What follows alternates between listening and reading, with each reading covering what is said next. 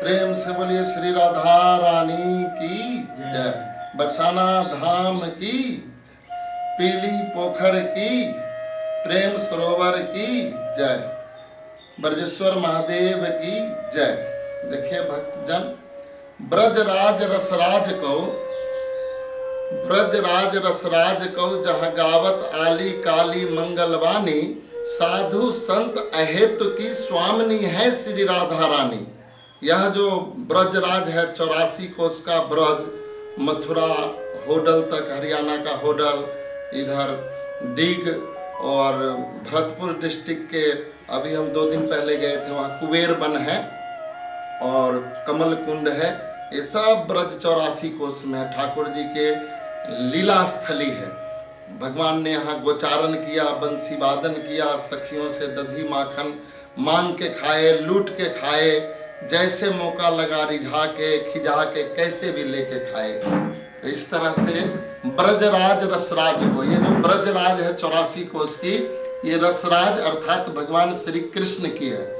ब्रजराज रसराज को जहाँ गावत आली काली मंगलवानी, आली मतलब गोपियां भी होती है और आली मतलब भौरे भी होते हैं और काली मतलब कोयल भी होते हैं। तो ये आली काली सब मंगल गान करती है ठाकुर जी के राज में।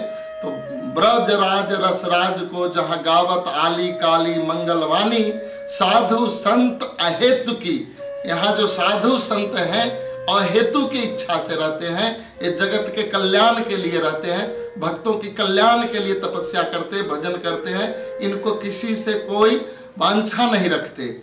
हाँ, कोई भक्त आए उनकी सेवा में कुछ दे, किशोरी जी को, लली जी को भोग लगाते हैं और संत भक्त गौ माता को दे के प्रसाद पाते हैं। अहेतु इच्छा से रहते हैं और स्वामिनी है श्री राधा रानी। यहाँ की जो स्वामिनी है, लाडली लाल जो सरकार श्री राधा रानी और श्यामचंद्र जी भगवान, श्याम सुंदर जी यहाँ के सब है। पर इन यहाँ बरसाने में चलती है राधा रानी की, और अंत जगह ब्रज से बाहर भगवान पूजे जाते हैं, पर यहाँ पूरे ब्रज में श्री राधा रानी ही पूजी जाती हैं, क्योंकि वही सर्वेश्वरी है, वही ब्रज की अधिष्ठात्री है। वृंदावन के वृक्ष को मर्म न जानो कोय, वृंदावन के वृक्ष को मर्म न जानो कोय, जहाँ डाल डाल और पात पात पे श्री राधे राधे होए। यहाँ वृंदावन, बरसाना, ब्रज 84 कुछ कोस में जो ब्रज लताएं पताएं हैं, इनका मर्म ब्रह्मा विष्णु नहीं समझ सकते। ये डाल डाल पत्ते पत्ते पे राधे राधे होती है। यहाँ की कोयल, यहाँ की मोर, यहाँ तक कि हमने देखा है वृंदावन की परिक्रमा करते हुए कि कुत्ते भी राधे राधे गाते हैं। इस बात को प्रेमियों किसी को विश्वास ना हो, लेकिन मंगल मुहूर्त में कभी परिक्रमा करो तो जीव जंतु भी राधे राधे गाते हैं। साधु संत के साथ चलो तब दर्शन होता है। साधु के नजरों से, भक्त के नजरों से जब दर्शन करोगे तब दर्शन होगा। जब तक आपके आंख में काम अंजन लगा हुआ है तो भगवान नहीं दिखेंगे, तो काम क्रोध विषय भोग दिखेगा। लेकिन जब भगवान के दर्शन हेतु भक्त तपस्या करते हैं और उनके हृदय में और उनके नेत्र में जब प्रेमंजन लग जाता है, हृदय में जब प्रेम के कली फूटते हैं, तब उनको ठाकुर जी, प्रिया प्रीतम जी, श्री राधा रानी जी दिखाई देते हैं। ऐसे तो कहना बहुत दुर्लभ है। संसारी लोग जो नहीं देखते वो तो कहते ये भक्त सब बावरे हो गए, पागल हो गए। लेकिन नहीं भैया, ये भक्त पागल नहीं है, पागल तो संसार वाले हैं कि वो भगवान को सब चीज देखते हुए, जमुना जी को देखते हुए, गिरिराज जी को देखते हुए, ये ब्रह्मांचल पर्वत को देखते हुए, नंदेश्वर पर्वत को देखते हुए, गिरिराज पर्वत को देखते हुए, यहाँ की लता पता को देखते हुए, कदम कुंड को देखते हुए, और फिर भी विश्वास नहीं करते।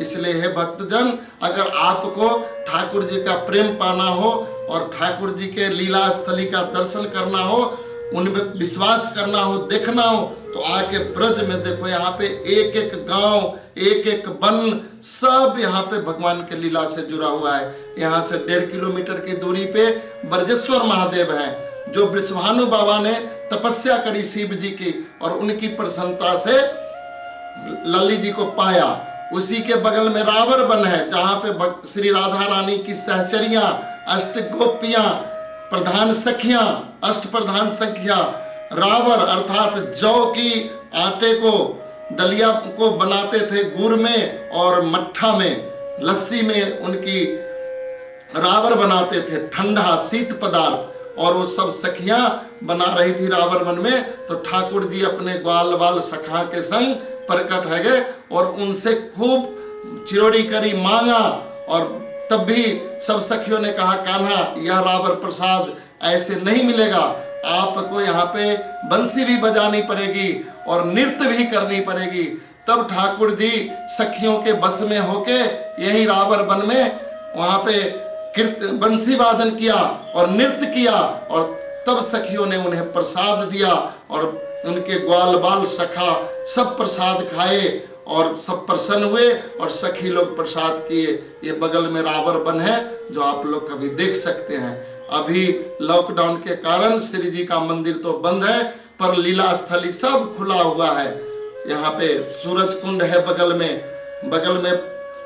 56 कटोरा है, बिहुला है जहाँ पे विवाह स्थल हुआ। बहुत से लोग कहते हैं अरे भगवान को कहाँ विवाह हुआ राधा रानी से, तो ये बगल में एक युग में ललिता सखी का विवाह हुआ, किनसे? भगवान कृष्ण से। ऊंचे गांव के बगल में बिहुला पर्वत है, और ब्रज 84 के अंदर ही जमुना जी के उस पार भंडीर वन है जहाँ पे राधा रानी का भगवान कृष्ण से विवाह हुआ है। उस जगह को देखना चाहिए, तब विश्वास होगा। जय श्री राधे। आप अपने बारे में कुछ परिचय दे। देखिए, मैं मिथिला के, बिहार मिथिला राज्य के समस्तीपुर जिले का मेरा जन्म स्थान है, और ताजपुर थाना मुरबा ब्लॉक है, चकसिकंदर ग्राम का रहने वाला जन्म स्थान है मेरा। मैं वहीं रहा, प्राथमिक शिक्षा से लेके इंटरमीडिएट तक की शिक्षा मैंने वहाँ से प्राप्त करी। उसके बाद मैं नौकरी चाकरी की तलाश में दिल्ली आ गया, और ठाकुर जी की कृपा से मुझे नेशनल इंस्टीट्यूट ऑफ इम्यूनोलॉजी में लैब असिस्टेंट की सर्विस लग गई, और प्रेम पूर्वक उससे करते हुए मैं आगे अपने जीवन को बिता रहा था। लेकिन मेरा वहाँ मन नहीं लग रहा था। मेरी इच्छा थी कि मैं कुछ धार्मिक उससे जुड़ूं, क्योंकि मेरा घर, मेरे दादाजी बहुत अच्छे वैष्णव भक्त थे, मेरे घर में कुछ भक्ति का परंपरा चल रहा था, तो उससे मैं चाह रहा था कि मैं भक्ति में जाऊं। दिल्ली जैसे शहर में रह के और इंटरनेशनल लेवल के नेशनल इंस्टीट्यूट ऑफ इम्यूनोलॉजी में सर्विस करके मैं वहाँ पे अपने को आधा अधूरा ही समझ रहा था। अभी मेरे जिंदगी की खुशियाँ पूरा नहीं लग रही थी। तभी एक दिन मैं अपने division chief lab incharge doctor Shaktinath Upadhyay ji से बातचीत हुई। वह दौर सन 1998 की थी। उन्होंने तब मुझे भगवत गीता दिया। मैं जब उस गीता को पढ़ा तो मुझे कहा ये सही चीज मिला मुझे, और मैं इस्कॉन ज्वाइन किया। और इस्कॉन में जब ज्वाइन किया तो वहाँ पे उन्होंने माला दिया और बोला कि आप जप कीजिए। पहले दिन तो लगा ये क्या मैं माला जप करवाऊंगा, नहीं कर पाऊंगा, तो अरुचि सी थी। लेकिन उन्होंने कहा नहीं, आप माला करो। पहला दिन जब एक माला किया तो अति हर्ष का प्रवाह हुआ कि अरे मैंने एक माला कर लिया। फिर कुछ दिन तक एक माला करके अपना दिनचर्या करते थे। मंदिर गए दोबारा, उन्होंने कहा प्रभु जी माला किया? हमने कहा हाँ एक माला किया। उन्होंने कहा नहीं नहीं, एक नहीं 2 करो। अरे 2 करनी पड़ेगी। फिर मैंने 2 किया। कुछ दिन बाद फिर गए, बोले नहीं नहीं 4 करो। फिर मैंने कहा अब 4 करनी पड़ेगी, इतना टाइम कहाँ से आएगा? बोले नहीं नहीं माला करो, टाइम निकल आएगा। फिर हमने टेलीविजन वगैरह देखने का शौकीन इतना नहीं था, फिर भी थोड़ा बहुत जो देखते थे छोड़ा और अपना समय माला में दिया। मैं माला करते करते 8 एकादशी के दिन उन्होंने कहा कम से कम आज 11 माला करो। तब हमें 2 महीने हो गए थे जुड़े हुए, तो हमने 11 माला किया। फिर उनसे मिला प्रभु जी से, सच्चिदानंद प्रभु जी से, तो उन्होंने कहा अभी कुछ नहीं है, कहाँ डोल रहे हो, ठाकुर जी इतने आसानी से नहीं मिलते, अब तुम 16 माला करो। जब हम 2-3 महीने 4 महीने प्रयास करके 16 माला करना चाहा तो नहीं होते थे पूरा। क्यों? रोहिणी से ड्यूटी जेएनयू आना जाना बड़ी दिक्कत होने लगी। तब मैंने उनको अपनी तकलीफ बताई कि हमें ड्यूटी जाना होता है, घर में समय नहीं मिलता, परिवार है, बच्चे हैं, गृहस्थ हूँ। बोले बस में ड्यूटी जाते हो तो बस में बैठ के माला करो। जब हम बस में माला करने लगे तो हमारे साथी संघाती सर्विस वाले जितने लोग आते थे, एनसीईआरटी और केंद्रीय विद्यालय जेएनयू के, बोले अरे चंद्रदीप, अब तो तू चंद्रा स्वामी हो गया, अब तो जेल में तू ही जाएगा, क्योंकि तू भी भगत हो गया, माला कर रहा है, तो अब चंद्रा स्वामी हो गया, तू जेल जाएगा। मैं कहा अच्छा भाई तू जेल में रख दियो, माला करने दे। फिर मैं माला करता गया। कभी दोस्त लोग बहुत चिढ़ाने लगे, सब उल्टे उल्टे सवाल करते थे। समय बीतता गया, मेरे 16 माला चलते गए। जब 16 माला करते करते 2 साल हो गए, तब सन 2003 22 सितंबर को हमारे परम पूजनीय गुरुदेव महाराज श्री गोपाल कृष्ण गोस्वामी महाराज जी ने मुझे अपना शिष्य स्वीकार किया, और तब से मेरी भक्ति और तरक्की के साथ चलने लगी गुरु जी की कृपा से। और अब मैं करते करते करते यहाँ तक पहुँचा। सर्विस में भी खूब तरक्की करी। अभी मैं टेक्निकल ऑफिसर हूँ और अच्छा से नौकरी भी करता हूँ। लॉकडाउन होने के कारण अभी बरसाना में हूँ मैं, फिर ड्यूटी लगेगी, मैं चला जाऊँगा और सर्विस भी कराऊँगा और फिर यहाँ भी रहूँगा। इस तरह से दिनचर्या सब बदल गया। घर में भी सब सुकून शांति है, कोई दिक्कत नहीं, और भक्ति में हम लगे हुए हैं। आप सभी वैष्णव भक्तों से, संसारी लोग जितने हैं, इष्ट मित्र दोस्त, उनसे प्रार्थना करता हूँ कि आप आशीर्वाद दें कि मैं श्री जी की सेवा कर पाऊँ, सेवा कर पाऊँ, सेवा कर पाऊँ। इसके अलावा मेरी और कोई इच्छा नहीं। आप अपनी फैमिली के बारे में कुछ बताएं। हमारे परिवार में मेरे अतिरिक्त मेरे पत्नी हैं और 2 बच्चे हैं। मेरी लड़की केमिकल इंजीनियरिंग की है आईपी यूनिवर्सिटी से। लड़का 12th पास करके मेडिकल की तैयारी कर रहा है। 90% उसके नंबर आए थे 12th में, लेकिन कुछ लॉकडाउन की वजह से उसका एडमिशन नहीं हो पाया, दिक्कत हो गई। और पत्नी हमारी ग्रेजुएट है, वो भी इंटरमीडिएट बिहार से की, लेकिन मैंने उनको कहा आप पढ़िए, तो वो कह रहे थे कि नहीं हम पढ़ के क्या करेंगे। तो मैं बोला हमारे घर में हम, मेरे अलावा 5 भाई और हैं, मेरे 3 बहन हैं, लंबी फैमिली है, मेरे पिताजी 6 भाई हैं, तो बहुत बड़ा परिवार है। घर में कोई बहु PhD आ गई, कोई डॉक्टर MBBS है, कोई होम्योपैथ की डॉक्टर है, सब इंजीनियर, बहुत परिवार बड़ा है। तो मैंने अपने वाइफ से कहा कि देखो कम से कम ग्रेजुएट कर लो, तो कुछ मत करना, बहुओं के आगे इतना तो कह सकोगे कि मैं ग्रेजुएट सास हूँ। इसलिए जब ऐसा उनको मोटिवेट किया तो उन्होंने ग्रेजुएशन कंप्लीट करी। उसके बाद उनका इच्छा हुआ कि मैं पढ़ी लिखी हूँ, कुछ कार्य करूँ, तो LIC एजेंट के उसमें उन्होंने अपना करियर शुरू किया। तो पहले तो वह कार्य मैं ही करता था, नाम उनका चलता था, 20 साल तक मैंने किया।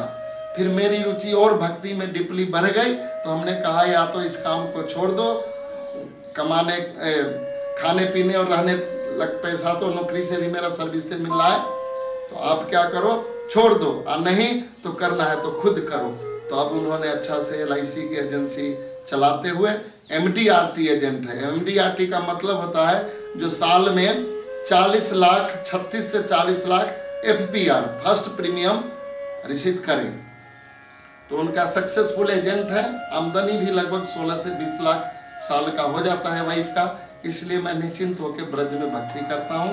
और यहाँ ब्रज में जो बाल गोपाल हैं, इन्हीं को मैं राधा कृष्ण की छवि के रूप में देखता हूँ, और इनको कभी कुछ प्रसाद टॉफी के रूप में या अन्य फल फ्रूटी के रूप में इन्हीं बच्चों को सेवा करके मुझे आत्मीय सुकून मिलता है, और मेरे फैमिली अच्छे चल रहे हैं। जय श्री राधे। जी राधे राधे।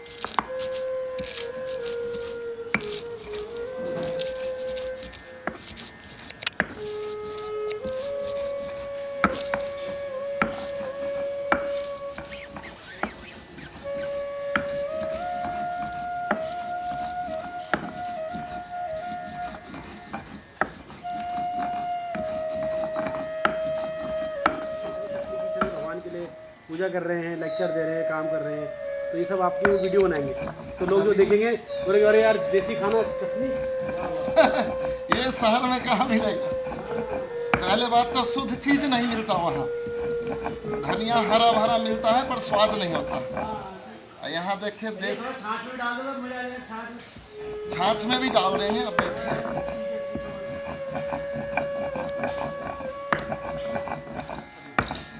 अच्छा,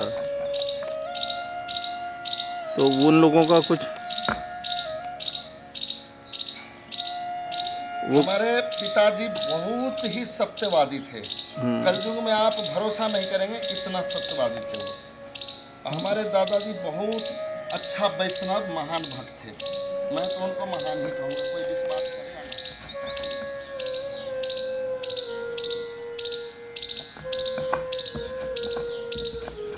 नहीं जैसे कोई फैमिली वाले भाई सिस्टर वगैरह ये भी कहते होंगे क्या कर रहे हो। शुरू में कहते थे कि तुम सर्विस करो ठीक से, बच्चे को लालन पालन में ध्यान दो, तुम कहाँ ये सब अभी उम्र है, जवान में 28 साल की उम्र में तुम लग गए भक्ति में। तो शुरू में वो लोग कहते थे, समझाते थे, मैं कहा हाँ भैया हाँ हाँ हाँ करूँगा, लेकिन मेरा लक्ष्य इसी तरफ था। उनके मतलब बात उनकी सुन लेते थे, बड़े थे वो लोग, पर करता था मैं अपना जो लक्ष्य, शास्त्र के आधार पे संतों से सीख के, जो संतों ने हमें सिखाया, शास्त्र ने सिखाया, उसी को करते थे।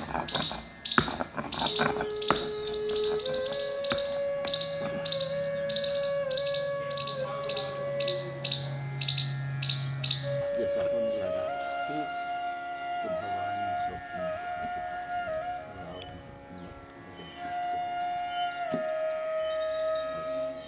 सब कुछ ठीक। तो ऐसा भगवान विश्वास देते हैं, दर्शन की भक्तों को होता है, कई रूपों में दर्शन जॉब का प्रभाव। जॉब कर मतलब देखिए हम लोग मादक द्रव्य और दुर्व्यसनों को छोड़ने में कितना परेशानी महसूस करते हैं, नहीं छोड़ते, नहीं छूटता है। लेकिन प्रभुपाद ने कहा कि 16 माला जप नहीं छूटना चाहिए। जप करो और तुम इस पर विजय पाओ, और विजय पा जाते हैं भक्त। हम तो ऐसे भक्तों से मिले हैं, देखे हैं कि वो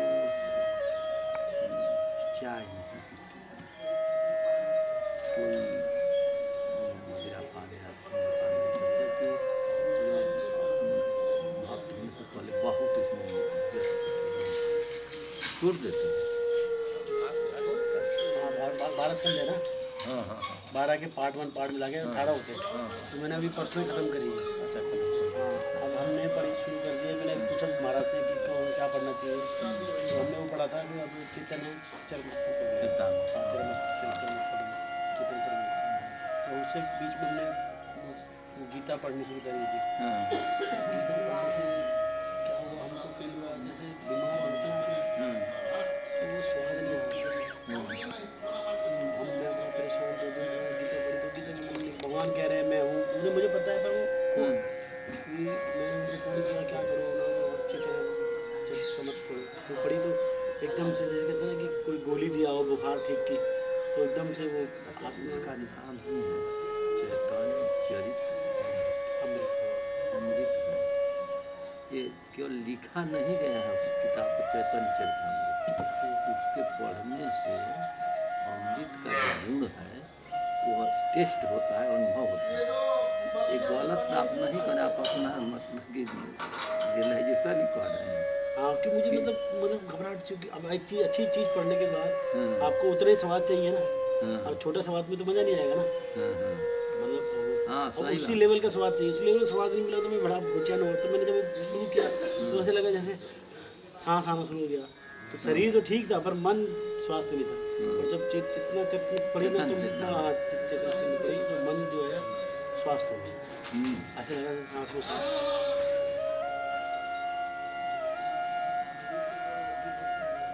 तो है ऐसा चैतन्य चरितामृत को और गुरु जी का ऐसा प्रभाव है कि करने लग फिर गोरख को भाई भगवान सबके बाद चले गए। तो वहाँ पर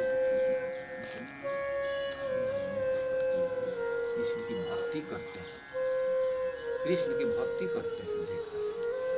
वो कैसे तो हमारे यहाँ डेहरी ऑन सोन पर एक डालमिया का फैक्ट्री है जिसमें चीनी, सीमेंट, कागज, डालडा और बहुत बड़ा फैक्ट्री था। और चीनी वहाँ तो इतना बनता था, उन लोग कहते थे पहाड़ जैसा चीनी है। और खैनी खाने वाले उस चीनी पर ही थूक देते हैं लेबर। मैंने इतना है कि खैनी खा रहा है तो कहाँ जाएगा। तो उस डालमिया, जो डालमिया था डेहरी ऑन सोन फैक्ट्री का, उसके ही संबंधी थे जय दयाल डालमिया। तो उनको हम लोग देखे खादी का लाल कुर्ता पहन करके, खादी भंडार का, और सेवा करते थे, तेल लिए थे और मस्तक उस्तक में लगा रहे थे भाई जी के। तो इसको देखने से अब तो हम लोगों को पता है कि डालमिया के परिवार के हैं, तो उतना बड़ा आदमी भी जो भक्त है, भाई तो बड़ा कुछ उनकी सेवा कर रहे हैं। तो हमारे दिमाग में, हम लोगों के दिमाग में आ गया इस दुनिया में सबसे बड़ी चीज़ कृष्ण की भक्ति करना आ गया। और फिर तो पढ़ते सुनते साधुओं को सॉन्ग करते, फिर यही आ गया कि नहीं भगवान की भक्ति। पढ़ाई लिखाई तो हम भी चुमे किए, लेकिन उस समय भी मन में यही था कि पढ़ाई लिखाई करेंगे तो फुर्सत रहेगा, नहीं तो घर पर तो गाय बछिया देखिए करिए धरिए, उसमें बहुत बंदा पड़ता था। तो पढ़ेंगे तो बीए तक से हम पढ़ गए, नौकरी की इच्छा नहीं थी। इतना गुरु जी का प्रभाव था, और शास्त्रों को पढ़ने से भाई जी का भी ग्रंथ है। और गुरु जी कौन थे आपके? गुरु जी भी हैं स्कूल में? श्रीमद राधा गोविंद गोस्वामी महाराज, राधा गोविंद गोस्वामी इनके रियल चाचा थे। गोपाल कृष्ण महाराज से संन्यास दीक्षा उनकी, और प्रभुपाद जी को शिष्य। राधा गोविंद महाराज ना? हाँ, जिनका इच्छा बहुत होता है। हाँ, बहुत गुरु जा रहे हैं? चाचा चाचा है? और एक चाचा राधा रमन महाराज जी, वो भी त्रिदंडी तो मैं बच्चा था तो फोटो वोटो देखता था, और महाराज जी के ही भाव में हम भी हो गए। तो मतलब आप 27 साल के थे जब यहाँ पर आए थे, तब प्रभुपाद जी आए थे जब उसको वहाँ थे। हाँ। तब 27 साल के थे ना, आप 77 में आए थे गुरु जी प्रभुपाद। तो आप 50 के जन्म में 27 साल के, तब आपने देखे थे स्कूल के ड्यूटी? हाँ, 72 में आए थे, तो समझिए 22 साल 50 से लेकर के 22 32 साल हो गया। 22 साल ना? हाँ, तो हाँ वैसे जो 22 या 24 हाँ, क्योंकि मेरे बड़े भैया बीए में अभी हम पढ़ रहे थे। तब आपकी उनसे हुआ था? प्रभुपाद जी का उसी समय हम लोग को मालूम हुआ कि गोरखपुर आए थे गीता 68 में या 67 में आए। तो आपने प्रभुपाद जी को साक्षात देखा है? हाँ, लेकिन वहाँ पर हरे कृष्ण बलराम जी का मंदिर है ना, वो बना नहीं था, बनने जा रहा था। भक्त लोग कोने पर मड़ई डाल करके और कार्य कर रहे थे। तो फिर प्रभुपाद जी का जो गेस्ट हाउस है काले पत्थर वाला, वो बन गया और एक मंदिर बन रहा था। तो गीता का जो मिला तो मंदिर ही नहीं था। गुरु महाराज को दिया पढ़ने के लिए, तो महाराज जी तो भागवत के जानकार थे, और गीता पढ़ करके रात 4 बजे रात तक पढ़ते रह गए। वो प्रभुपाद जी के वो थे ना, राधा गोविंद महाराज। आपने उन्हीं से दीक्षा ली है? हाँ, हम लोग गुरु महाराज के शिष्य हैं। ऐसे तो हम लोग की दीक्षा होने वाली थी प्रभुपाद जी से। अच्छा। तो आने वाले थे प्रभुपाद जी विदेश से, लेकिन समय पर आए नहीं, नाम हम लिखा गया था। ये प्रभुपाद जी से दीक्षा होती है आपने? हाँ हाँ। तो बाद में वृंदावन दर्शन के लिए आए थे, और मैं ठीक का ध्यान दे दिए। इसके बाद सोचे कि 1-2 महीना छुट्टी है, और चल के देख राधा और महाराज उनता का तो हमारा जन्म है, मतलब हम जब पैदा हुए जब आप वृंदावन आए थे, 52 साल हो गए, भक्त बन गए। भक्त बन गए हम भी। तो और उसके पहले गोरखपुर चले गए थे भाई जी के दर्शन। आप काशी में रहे हैं, बीएटी में प्रभुदत्त, हाँ, काशी में, कोलार जी के पास भी रहे ना, मतलब हम गोरखपुर में। काशी में कटपात्री जी का मैं 1 महीना तक केदार घाट में भागवत का प्रवचन सुना था। प्रवचन करते थे, और मैं यहाँ से बिरला हॉस्टल से वहाँ जाता था, और रिक्शा से जाता था कि पैदल भी चला जाता था। और कथा उनकी होती थी 8 बजे शायद ख़त्म होती थी या 7 बजे, और तब कथा सुन करके मतलब सोने के समय आ जाता था। करता था। हाँ जी, राधे राधे।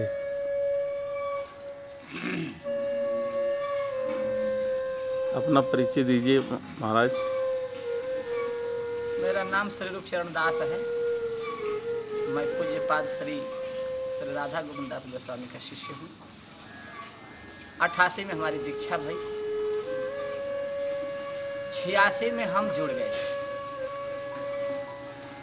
और तब से लगकर यहाँ तक पहुँचे हैं, यही पर से। अच्छा, और अपने जन्म स्थान के बारे में, बचपन के बारे में कुछ बताइए। बिहार प्रदेश के भभुआ कैमूर जिला में, जो पहले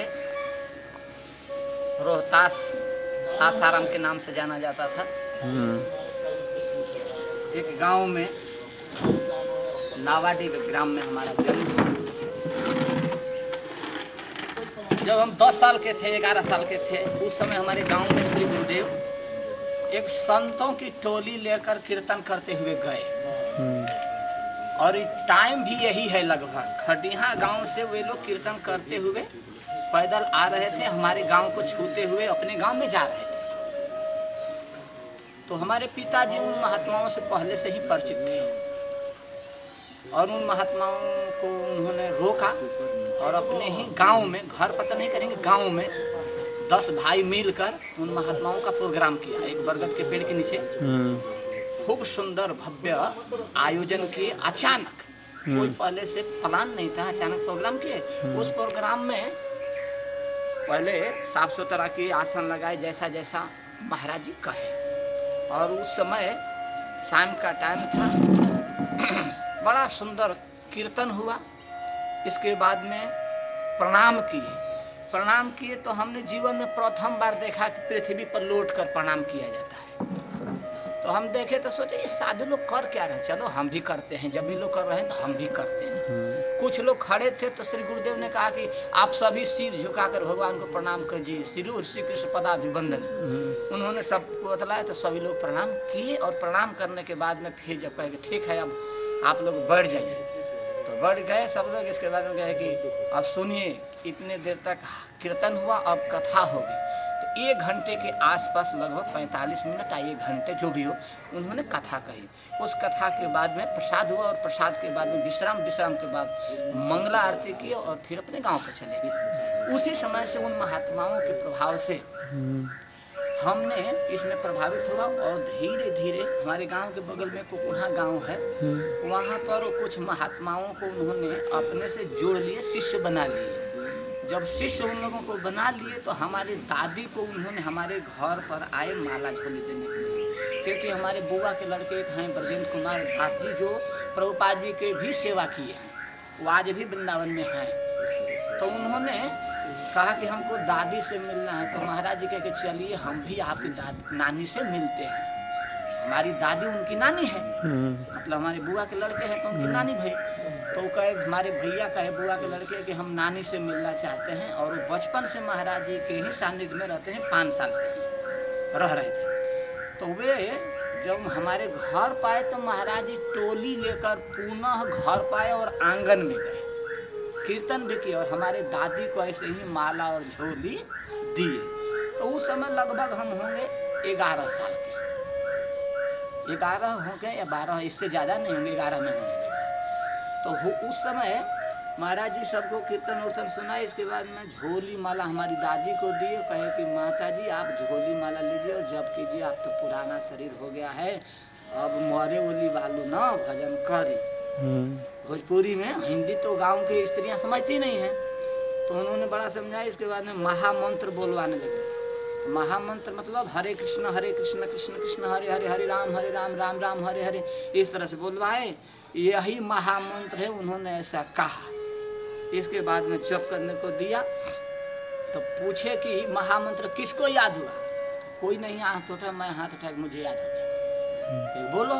तो मैं हरे कृष्ण कृष्ण कृष्ण हरे हरे, हरे राम राम राम हरे हरे। ये दूसरी मीटिंग की बात है। फर्स्ट मीटिंग में तो कथा कीर्तन हुआ, दूसरी मीटिंग में हमारे घर आए। तो जब घर आए तो हम महामंत्र याद कर लिए। इसके बाद में हमारे दादी से पूछे कि ये लड़का क्या लगता है आपका? तो कहेंगे हमारा पोता है, नाती है। क्योंकि गांव में पोता में और नाती में अंतर तो समझते नहीं है, तो कहेंगे नाती है। कहेंगे ठीक है, यही आपका गुरु रहेगा, यही आपको महामंत्र सिखा देगा, इसको याद है। हमारे पास अब ज़्यादा टाइम नहीं है, सिखा दे बना हो? तो कहेंगे हाँ सिखा दे। तो हम अपने दादी को महामंत्र उच्चारण सिखा दिया, याद करवा दिया। और हमको झोली माला से कोई मतलब नहीं था, साधुओं से मतलब नहीं था, न भजन से मतलब था। लेकिन साधु महात्माओं को देखते थे तो हमको बहुत आनंद आता था। मन करता था कि इन्हीं लोगों को साथ रहना चाहिए, इसमें मज़ा नहीं है घर में। हम छोटे थे तभी ऐसा मेरे मन में आता था, और मन में आता था कि हम भी कभी साधु बनेंगे, भागेंगे। तो कुछ दिन के बाद में हमारे गांव के बगल में कीर्तन कथा सेंटर खुल गया। मेरे बाबा साक्षी हैं, कुकुड़ा गांव है। तो वहाँ पर खूब बढ़िया से कीर्तन हुआ, कथा हुआ। हम लोग भी अपने गांव में टेम्पररी कीर्तन चालू कर दिए। 4 महीना होता था तो 3 महीना 4 महीना बंद भी रहता था। ऐसे ऐसे करके 3 बार हुआ। अब एक दिन हमको अपने माँ के कृपा से बैराग आया, और बैराग आया तो मैं घर छोड़ के ही भाग लिया। और जन्माष्टमी का दिन था, भादो का दिन था। और उस समय जब मैं भागा था तो उसमें हमारी ही थोड़ी सी गलती थी। हमारे गलती के चलते हमारी माँ हमको थोड़ी सी परिताड़ना की थी। तो हमने कुछ अपशब्द बोला था अपने दादी को। तो दादी को हम अपशब्द बोले तो माँ अपने सास के पक्ष लेके हमको परिताड़ना की। तब उन्होंने परिताड़ना की तो हमारे पीठ पर एक डंडा से मारा। डंडा मारी, और सुबह से मैं हॉल चलाया था और भूख लगी थी। उस समय माँ जो मारी तो मेरे मन में यही बैराग है कि हॉल भी चलाया, काम भी किया, और खाने को डंडा मिला, तो इससे तो अच्छा है कि कृष्ण के लिए चला। ये मेरे मन में इस डंडा लगते ही मेरे मन में आया, अब इस घर में नहीं रहना है। ये मैंने बैराग ले लिया, एकदम ठान लिया कि इस घर में नहीं रहना है, हमको साधु ही में संस्कार पहले से था थोड़ा। और इधर हमारे जहाँ यहाँ गांव है तो इसी गांव, इसी सामने ठीक इसी तरह हमारे गांव के 5 किलोमीटर दूरी पर होगा ना, पूरब साइड में इसी तरह महाराज जी का, हमारे गुरु महाराज का गांव था। आवाज़ सुनाती थी तो मैं कहा कि इधर ही है ना महाराज जी का गांव, हम वहीं भाग के चले जाते।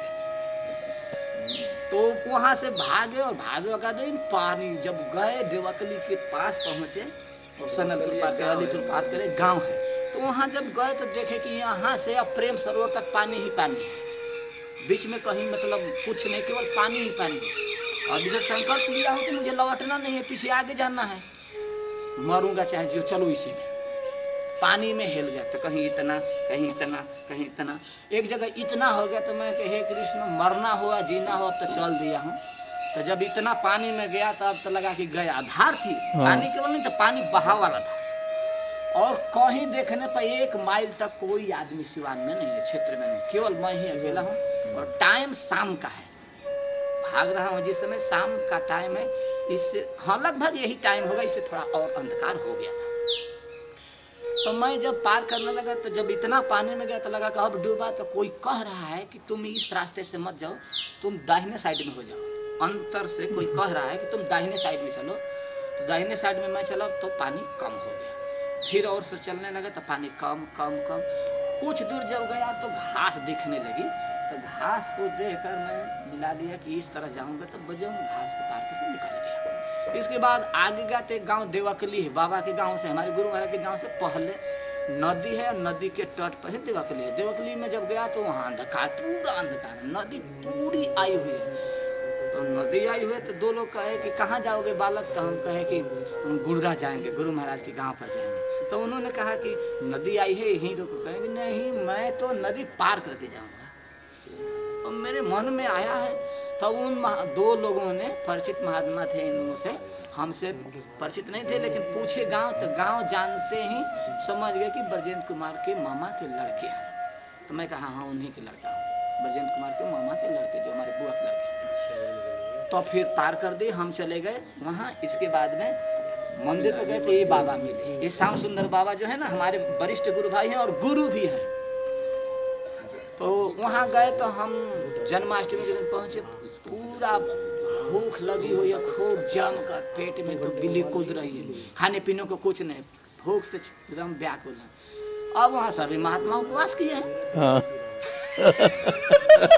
ये तो भूख लगी है और पूरे महात्मा उपवास किए हैं, तो पानी दिए और गुड़ दिए पीने को, और पानी गुड़ पीकर हम भी कीर्तन किए। इसके बाद में जन्माष्टमी मनाए, और रात्रि में जब और रात्रि के बाद भगवान का पट खुला, जन्म हो गया, कथा हो गई। इसके बाद में धनिया का पीसा हुआ प्रसाद दिए और एक एक अंगुरी दिए। तो हम इसी बाबा से कही बाबा थोड़ा सा और दीजिए, भूख तेज लगी हुई है। तो एक बार और दिए। इसके बाद बगल में जसोदा मैया थी, वो भी मना रही थी जन्माष्टमी अपना अलग। तो वो भी हमारी गुरु बहन थी, महाराज मैंने बड़ी थी, मैंने 80 साल की लगभग थी। तो वो हमको एक अंजूर वो दे दी, पेट भर गया, पानी पी सो गए। इसके बाद में सुबह महात्मा पूछे कि कहाँ से आयल वाला, कैसे आयल वाला, सारा जायजा लिए। मैं कहा कि नावाडी से आया हूँ, भजन कुमार के मामा के लड़का हवा। मैंने कहा हाँ, कैसे आ गए? तो कहने की साधु बने गए। तो माई से झगड़ा का कैल वाला ना, ये बाबा कहे कि माई से झगड़ा का कैल वाला ना। कहने की माई से झगड़ा नहीं करके आई, नाराज हो गए, क्योंकि हमको झूठ बोलने का आदत नहीं थी, साफ। ये ठीक बात, साधु बनी है, लेकिन बाद में एक महात्मा हमारे गुरु भाई हैं राधा नाथ जी, हमारे गांव के एकदम सटे हुए। तो वो उनको कहे, हमारे भाई लगते हैं, उनको ये कहे बाबा श्याम सुंदर बाबा इनको ले जाइए, इनके माता पिता के पास कर दीजिए, वे लोग परेशान होंगे और बाद में इनको साधु हम लोग बना लेंगे। तब गाँव पर गए, लेकिन उसी समय झोली माला कंठी हम नहीं लिए थे। भजन की प्रवृत्ति थी, लेकिन मतलब हम झोली माला कंठी कुछ नहीं लिए थे। अब हुआ क्या कि हम साइकिल चला रहे थे, एक हमारे गांव में महात्मा थे धन्वंतरी दास। तो साइकिल पर से बैठे बैठे हम कहे भैया राधे राधे, हरे कृष्ण महात्मा जी, हरे कृष्ण महात्मा जी। महात्माओं के प्रति हमारी रुचि थी, श्रद्धा थी। हरे कृष्ण बाबा, हरे कृष्ण, राधे राधे, हरे कृष्ण, राधे राधे नहीं जानते, हरे कृष्ण बोलते थे। तो कहे कि हरे कृष्ण हरे कृष्ण। इसके पश्चात क्या हुआ कि उन्होंने कहा कि खाली हरे कृष्ण करने से काम चलेगा? तो मैं क्या फिर क्या करना चाहिए? तो भजन करना चाहिए, ऐसा उन्होंने बोला। करता हूँ, क्योंकि उस जब ऐसा बोला, गुड़रा से आने के बाद में मैं बाजार से जाके माला और झोली खरीद लिया था। ये लोग नहीं दिए, बच्चा समझ के भगा दिए। तो हमारा निर्णय था कि हमको भजन करना है। तो बाजार में गए तो एक 1.5 रुपए की माला खरीदे, लकड़ी के, और हर की बाती की वो माला थी, मुझे बाद में पता चला। और इसके बाद में 1.5 रुपया के ही एक भगवान का फोटो लिया, जो कि भगवान बंसी बजा रहे हैं और गाय उनको चाट रही है। तो मुझको अच्छा लगा कि गाय जिसको इतना चाट रही है प्रेम से, वो व्यक्ति कितना प्रेमी होगा। तो मैं वही फोटो लिया और 1 मिनट में खरीद के घोड़ा हम लिए थे, हमारे पिताजी व्यापारी करते थे, हम घोड़ा लादते थे और उस घोड़ा पर बैठे और घोड़ा को लिए चलाए और लकड़ी की माला दिए से जप करते थे। तो महात्मा जी से कहा कि मैं तो भजन करता हूँ। तो भजन करते हैं तो क्या करते हैं? तो कहेंगे हम जप करते हैं। तो बोलो महामंत्र, हरे कृष्ण कृष्ण कृष्ण हरे हरे, हरे राम राम राम हरे हरे। महामंत्र तो कहे कि तब भजन तो करते हैं। कि ये भजन का स्वरूप नहीं है। मैं क्या कौन सा स्वरूप है?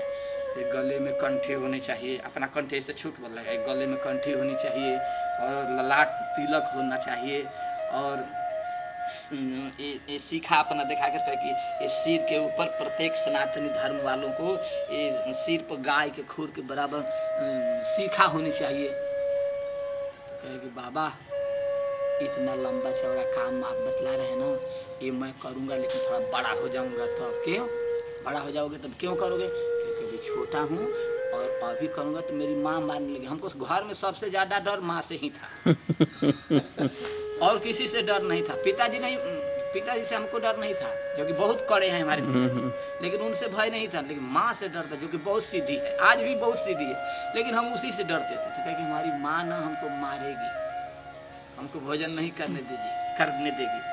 तो कहे कि आपकी माँ नहीं मारेगी, आप भजन करो। मैं कहे कि आप हमारे माँ से बचा देंगे तो मैं तो भजन कर ही रहा हूँ, स्वरूप धारण कर लूँगा। तो कहे कि ठीक है।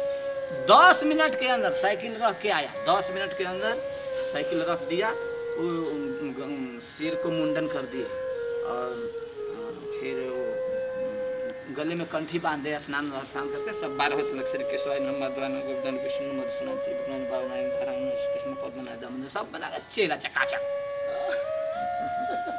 सब लोग कहे कि उसको हो क्या गया। मैं कहा कि मैं तो पहले से साधु हूँ, अब मुझे साधु बनना था, मुझे अवसर मिला बन गया।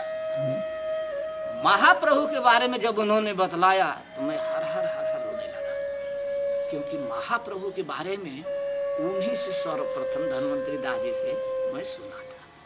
क्योंकि महाप्रभु के बारे में जब उन्होंने बतलाया तो मेरा एकदम रूम रूम खिल गया, बहुत आनंद आया। इसके बाद में मैं साधु बना। तब तक से हमारी अवस्था लगभग मान लीजिए कि 14 साल के हो चुकी थी। अब इतने में लंबा चौड़ा करने में 2 साल बीत गया, धीरे धीरे 13 या 14 के आसपास हम पहुंच गए हैं। अब इसके बाद में 87 में हम गौर कृष्णदास जी के साथ हो गए।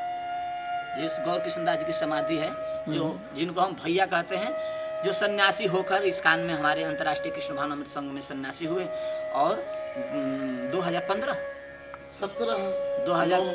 नवंबर को 2015 में 17 नवंबर को उनका शरीर संपन्न हो गया।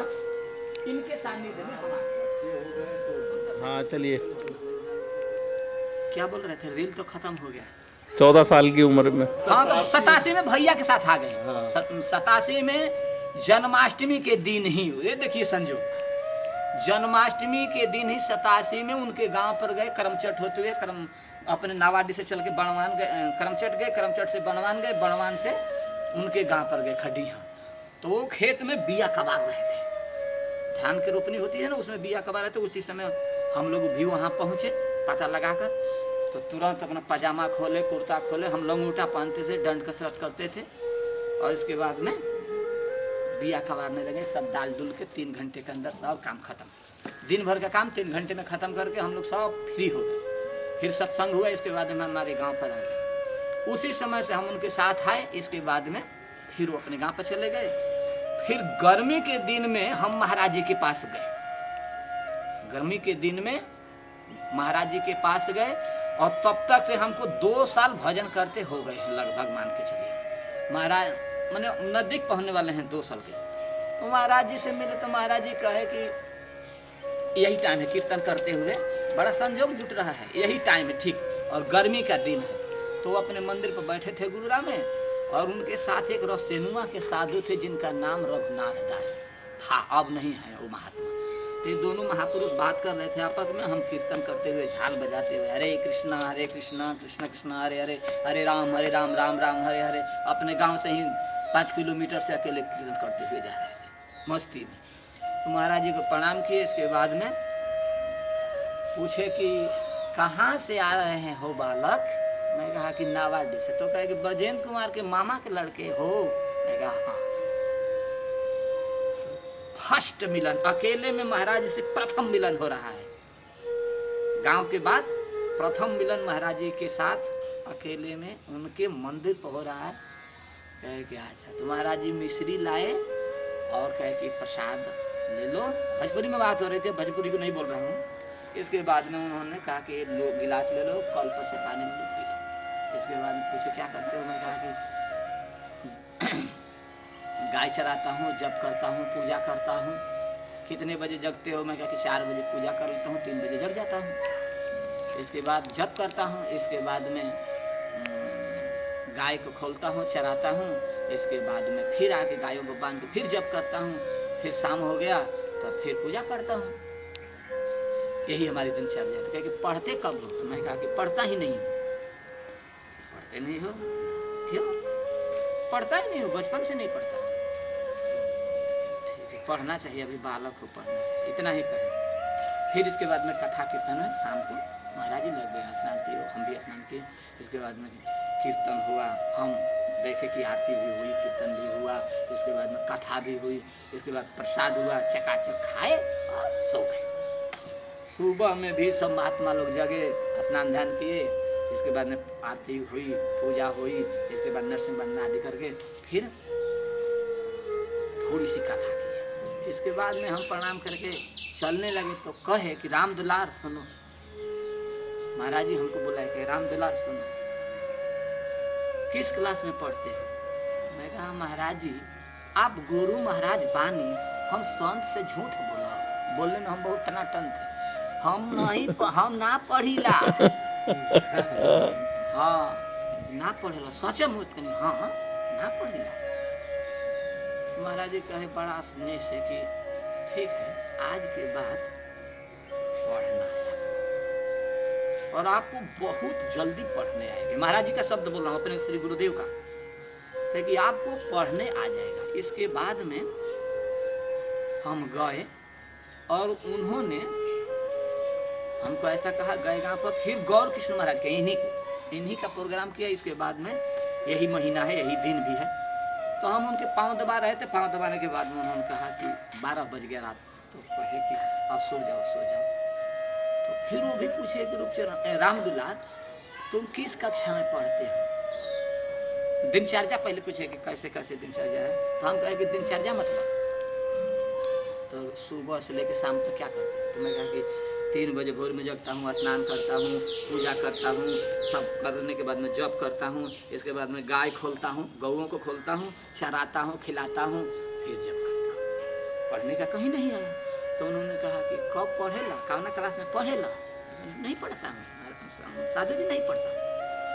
तो सोए थे तो बैठ गए, ये महापुरुष बैठ गए, जिनके फोटो देख रहे हैं ना, ये बैठ गए। नहीं पढ़ते हो?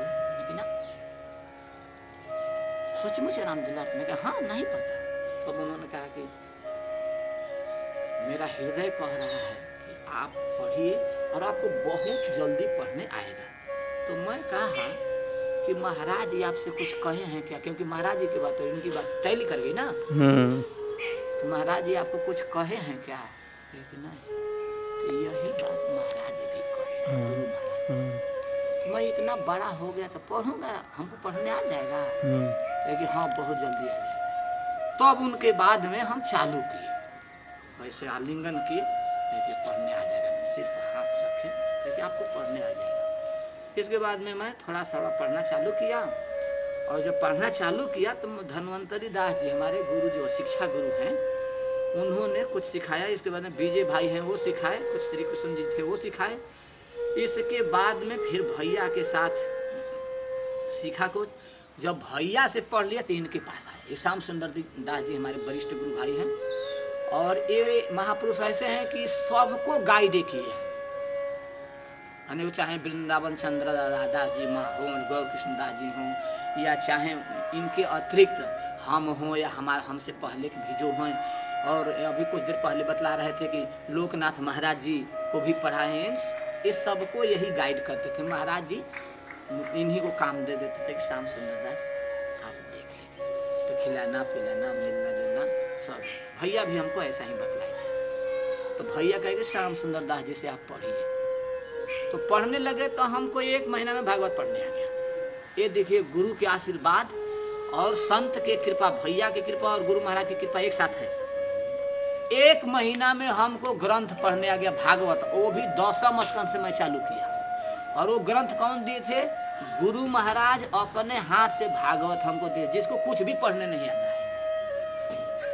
है। मजे की बात है। और कहे कि जल्दी आ जाएगा पढ़ने, ये लो। इसके बाद उन्होंने कहा तो मैं चालू किया और 1 महीना में हमको पढ़ने आ गया। घूम फिरा के इनके शरण में गया तो भागवत संस्कृत पढ़ाई, इनको जितना आता था पढ़ाए हम। इसके बाद में हम इनके चाचा हैं ब्रजेश दास जी, महाराज जी के बड़े भाई, महाराज जी के शिष्य भी हैं और महाराज जी के भाई भी हैं, आज भी हैं वृंदावन। तो हमसे कहे कि रूप चरण दीक्षा हमारी तब तक हो चुकी है। रूप चरण वृंदावन में हमारी दीक्षा हुई, कृष्ण राधा दामोदर मंदिर में कार्तिक में। रूप चरण तू अब लड़का बाल, तू व्याकरण पढ़। व्याकरण क्या होता है? व्याकरण पढ़ने से विद्वान होता है आदमी। लघु सिद्धांत कौमुदी पढ़िए, लघु सिद्धांत कौमुदी पढ़ने से विद्वान होता है। तो फिर इसके बाद में महाराज जी की कृपा से हम बरसाना बाबा के पास आए, यहाँ मानगढ़ पर। यहाँ पढ़े वहाँ पढ़े, रमेश बाबा श्री श्री पूज्यपाद रमेश बाबा महाराज के पास आए, यहाँ पढ़े, फिर गाजीपुर प्रेम सरोवर में पढ़े, फिर धर्म संघ में पढ़े। अब जो पढ़ने में लगा तो हमारा 87 से लेके 88 से लेकर 87-88 से आज तक हम विद्यार्थी हैं और गौ की सेवा करते हैं। ये संतों की कृपा है। और जहाँ तक बात है, हमने न्याय भी पढ़ा, व्याकरण भी पढ़ा, सांख्य, मीमांसा पढ़ने की इच्छा थी, लेकिन पूज्यपाद बाबा महाराज कहे कि अब मीमांसा में मत जाओ, ये बड़ा उसमें दाव पेच है, काट कोट तर्क वितर्क में मत फंसो, और मीमांसा पढ़ने। फिर मैं भाष्य पढ़ा, फिर ये क्या कहते हैं वेदांत पढ़ा, और पढ़ने के बाद में अब गोबर उठाता हूँ, गायों की सेवा करता हूँ, चकाचक। क्या बात है, राधे राधे राधे, बहुत बढ़िया, बहुत बोल बंसी वारे सुंदर की जय, महाराज किशोर जी के दरबार में जय हो, बोल जय संतों की जय, जय बोल हो। बाबा महाराज की जय, गुरुदेव भगवान की जय, जय हो, चैतन्य महाप्रभु की जय हो, जय हो, जय हो, सबकी जय हो। ये श्री गणपति की खिचड़ी फोटो, तो जब भी इनके वीडियो ना हो तो उसको डालना चाहिए, इनमें ये फोटो डालनी पड़ेगी और भी कुछ हाँ इसलिए बोल रहे हैं,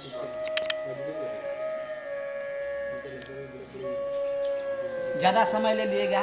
नहीं नहीं, आप तो बड़ा शॉर्ट में बता अच्छा बताया, बड़ा अच्छा लगा। हमारी डाल देने के साथ थोड़ी 8 दिन से मैं सोहरा रहा हूँ कि अगर मेरी सेवा है तो मुझे बता दो, मैं तैयार रहूँगा अच्छा, आज बेटी के यहाँ जाने के लिए। सुबह भी पूछा हूँ, जब नारायण